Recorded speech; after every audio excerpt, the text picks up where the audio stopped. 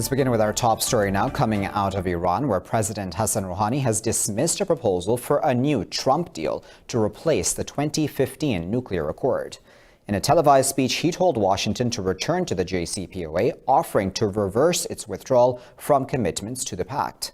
Calling the Trump deal strange, Iran's president said the U.S. president always breaks his promises. Rouhani has also said the Middle East is not safe for foreign troops and they must leave immediately. He said American forces are specifically prone to getting targeted if they refuse to leave. The president said after U.S. forces, European soldiers can be attacked in the near future. Speaking at an event in New Delhi, Iran's Foreign Minister Javad Zarif said U.S. President Donald Trump authorized General Soleimani's killing 7 months ago. Zarif said the killing of Soleimani has caused a major setback in the fight against ISIS.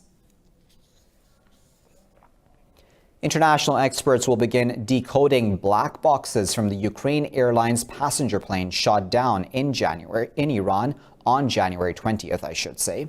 The head of the Kiev Scientific Research Institute of Forensic Expertise, Alexander Ruvin, said the plane's data recorders will be decoded in Ukraine.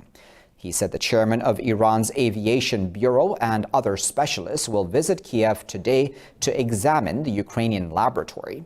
Tehran says it will allow international monitors to witness the investigation at a neutral venue, but will not hand over the recorders. The Ukraine Prosecutor's Office and Security Service have asked Iranian authorities to hand over the black boxes to Kiev. In other news, the Syrian army has claimed that Israel has carried out an aerial attack on its T4 military airport in Homs province. The military said its air defenses responded to the enemy missiles, destroying several. It said 4 missiles hit the target zone, causing material damage, but no casualties. The Israeli army has not yet responded to the Syrian accusations. Elsewhere, witnesses have claimed Russian jets struck several rebel-held towns in northwest Idlib province. These mark the first Russian raids since a ceasefire agreed upon with Turkey came into force 2 days ago. The Russian Center for Reconciliation in Syria has not confirmed the information. In Iraq, populist Shia leader Moqtada alSadr has called for a million-man march against the presence of U.S. troops. This comes just days after the country's parliament voted to expel foreign troops from Iraq. alSadr said Iraq's territorial integrity is being violated by occupying forces. The Shia cleric called on Iraqis to unite for peaceful, unified demonstrations to condemn the American presence. He did not specify a date or location for the protests. Meanwhile, the Iraqi military says 2 Katyusha rockets targeted the Taji military camp north of Baghdad. No casualties have been reported and no party has claimed responsibility. The Taji military base hosts a large number of U.S. troops and other foreign forces. 38 detainees have been released as part of an agreement between the Yemeni government and Southern Transitional Council. Saudi Arabia's ambassador to Yemen, Mohammed Al-Jaber, said the prisoner swap was supervised by the Arab coalition. The release of the detainees is part of the Riyadh agreement meant to solve the conflict that broke out between the two sides last summer. Al-Jaber said the release confirms the will to achieve security and peace in Yemen. The second phase of the agreement will include military and security steps to implement the withdrawal beginning on Friday. The Yemeni government and STC signed the Riyadh agreement in November last year. Oman will back Japan's plan to send a contingent of its self-defense force to the Middle East to guard maritime traffic. Japanese Prime Minister Shinzo Abe has met Oman's newly appointed Sultan, Haytham bin Tariq al-Said, in Muscat. Abe offered his condolences on the death of Sultan Qaboos bin Said. The Japanese Foreign Ministry said Abe also met the special representative of Oman's Sultan, Asad bin Tariq al-Said. Said said Muscat values Tokyo's efforts, and the two sides agreed to work to safeguard shipping. After Saudi Arabia and the UAE, Oman was the final stop in Abe's Middle East tour aimed at diffusing regional tensions.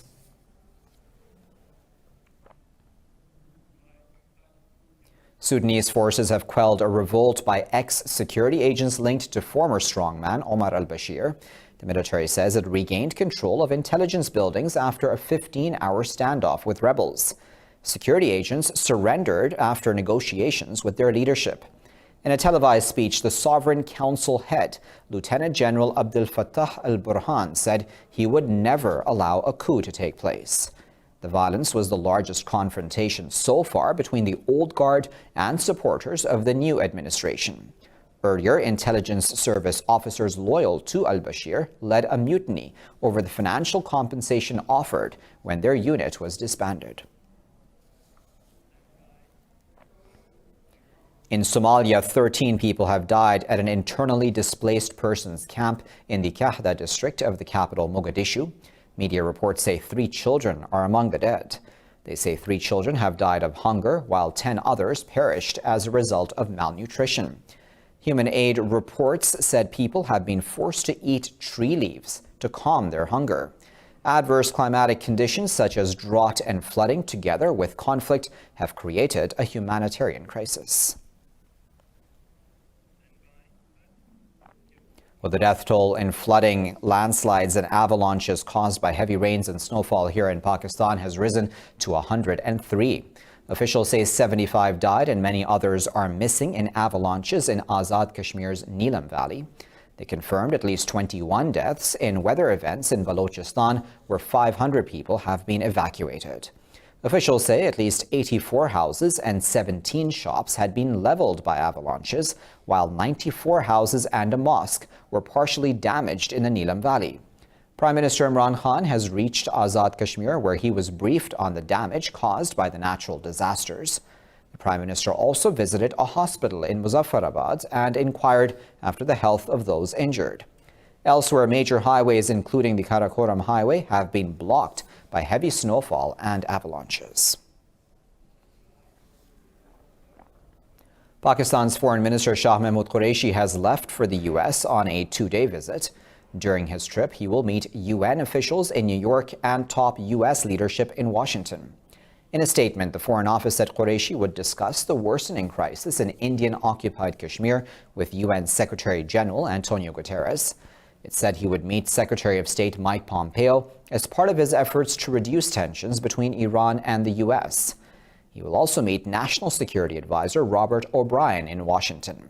The foreign minister has already visited Iran and Saudi Arabia, where he met the leaders of those 2 countries in an effort to ease tensions in the region. The United Nations Security Council will discuss the latest situation in Indian-occupied Kashmir today. Sources say the meeting is being held on China's request. They said the UN Department of Peacekeeping Operations will brief the Council on human rights violations in Kashmir. This is the 2nd time the Security Council is taking up the Kashmir issue in less than a year, after India stripped the region of its autonomy on the 5th of August and imposed a curfew and communications blackout in the valley. Now, across India itself, protests and rallies against the controversial citizenship law continue. Activists, students, and civil society organizations are holding sit-ins and rallies in New Delhi, Patna, Bengaluru, and Assam. In New Delhi's Shaheen Bagh, protesters refused to end the all-women's sit-in until the withdrawal of the act. Inspired by Shaheen Bagh, 5,000 women from Patna city in northeastern Bihar state have also launched a sit-in. In the southern Karnataka state, a massive rally will be held by rights activists and politicians condemning the law. Meanwhile, people in the northeastern state of Assam will protest against the anti-Muslim law through a festival in Bihu city. Over a month of nationwide demonstrations have resulted in the deaths of 27 people. The International Court of Justice will rule on a plea for emergency measures in a genocide case against Myanmar on January 23rd. The suit was brought forth by Gambia in November, alleging genocide in the way Myanmar treats its Rohingya Muslim minority. Gambia accused Myanmar of violating the 1948 Genocide Convention in a military campaign, expelling almost 750,000 from the country. It asked the ICJ to order provisional measures preventing further harm, the first step in a legal case expected to go on for years. Myanmar's leader Aung San Suu Kyi traveled to The Hague last month to defend her country against those charges. She denied genocide took place and said the court has no jurisdiction to hear the case. Washington says it will keep in place tariffs on Chinese exports to the U.S. until the completion of a Phase 2 trade deal. U.S. Treasury Secretary Steven Mnuchin's statement came ahead of a Phase 1 trade deal to be signed today. Mnuchin said the trade agreement will be fully enforceable and will include a pledge by China to refrain from currency manipulation. Mnuchin said the trade deal documents would be released on January 15th. President Trump and Chinese Vice Premier Liu are due to sign the trade agreement at a ceremony at the White House. The deal is expected to include a commitment from China to buy about $200 billion of U.S. goods over 2 years. Well, the U.S., Japan, and South Korea have urged North Korea to refrain from military provocations and to continue denuclearization talks. The three-way meeting in East Palo Alto took place after a deadline set by Pyongyang for concessions passed. Japanese Foreign Minister Toshimitsu Motegi says economic sanctions on Pyongyang should not be lifted without any progress in negotiations. U.S. Secretary of Defense Mark Esper says Washington is working closely with Tokyo and Seoul for the North's denuclearization.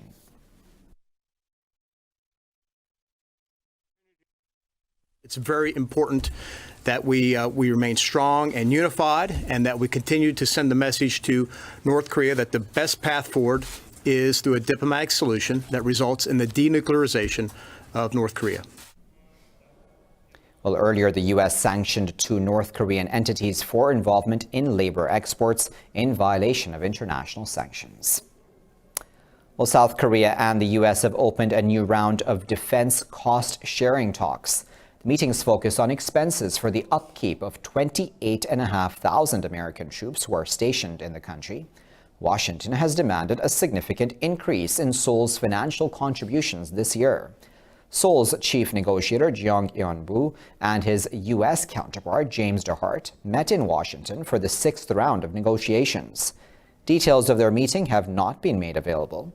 Earlier, Jeong said the two sides are narrowing their differences. However, he said they still disagree on how to reach a comprehensive deal.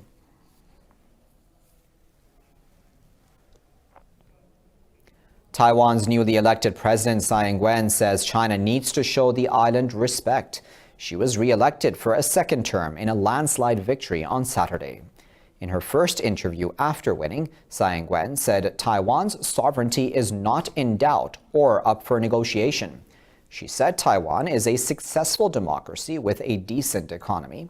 Tsai said she is willing to talk to Beijing, but warned that invading Taiwan could be costly for China. I'll be back after this break with plenty more news. Stay tuned.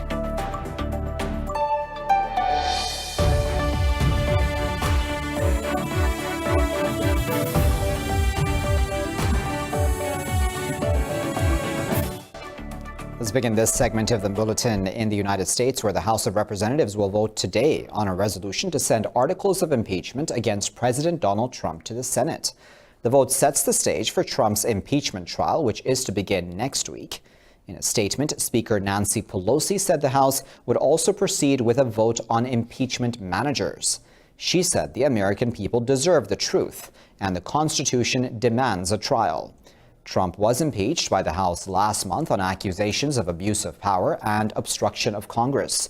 Trump insists he has not done anything wrong and has called the accusations ridiculous.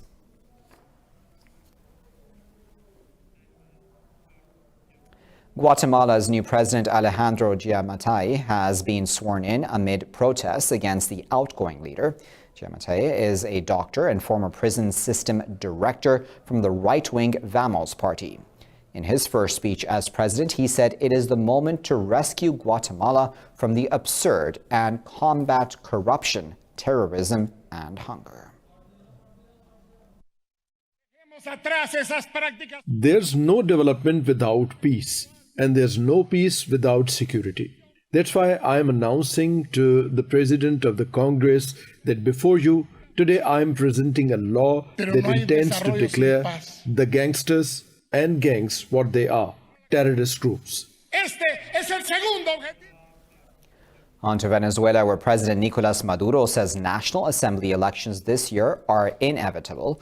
Maduro delivered his annual State of the Nation address at the pro-government Constituent Assembly. Maduro said 4.5 million barrels of petroleum would be sold in Venezuela's petro-cryptocurrency. He accused opposition leader Juan Guaido of trying to politicize a Catholic procession in the state of Lara. The president said the current political crisis should be settled with a vote.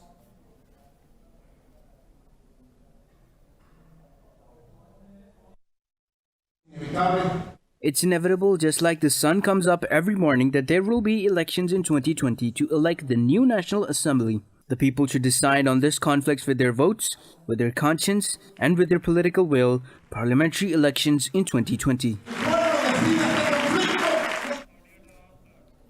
Elsewhere, the Scottish First Minister Nicola Sturgeon has slammed UK Prime Minister Boris Johnson for rejecting a new independence referendum for Scotland. Sturgeon said it is not politically sustainable for a Westminster government to stand in the way of the rights of the people of Scotland. She said Scotland have the right to choose, while Tories are blocking democracy. Prime Minister Boris Johnson had said a referendum would continue the political stagnation that Scotland has seen for the past decade. A formal request was made last month after Sturgeon's SNP won 48 of Scotland's 59 seats in the Westminster election.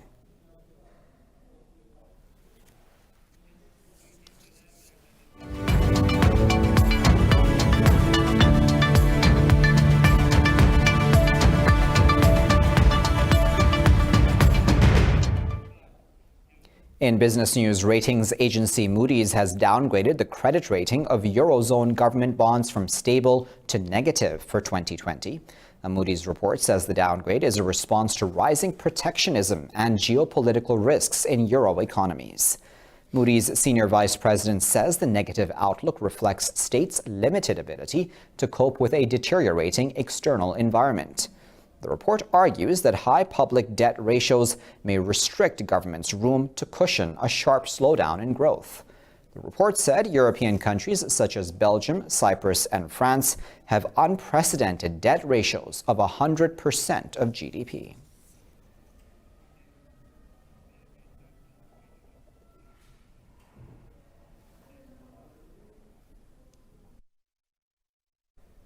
Investment in Britain's tech sector has surged by 44% to a record $13 billion over the past 12 months.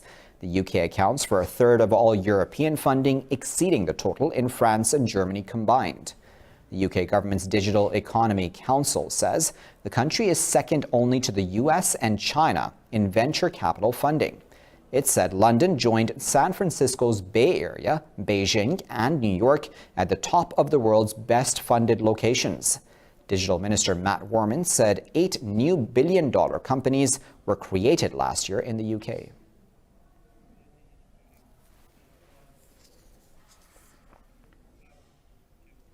Stock markets in Europe are trading lower after the U.S. announced it will not lift tariffs on Chinese exports in the Phase 1 deal to be signed today. Investors are treading cautiously, with trade agreement details yet to be released. In Paris, the CAC 40 has lost a fraction. Frankfurt's DAX is trading fractionally lower ahead of GDP figures for 2019 to be released later in the day. London's FTSE 100 is trading fractionally higher ahead before the release of inflation data by the Bank of England. In Asia, the Shanghai Composite led losses before closing 0.5% higher. The Nikkei 225 and Seoul's Kospi each lost a fraction.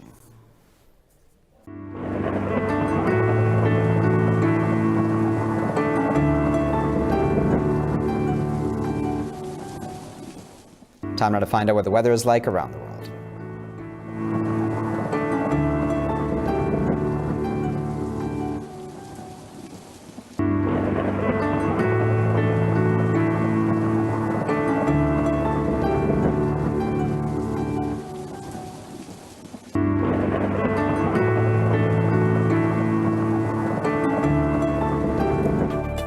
that, you're all caught up. Thank you for watching this bulletin here on Indus News.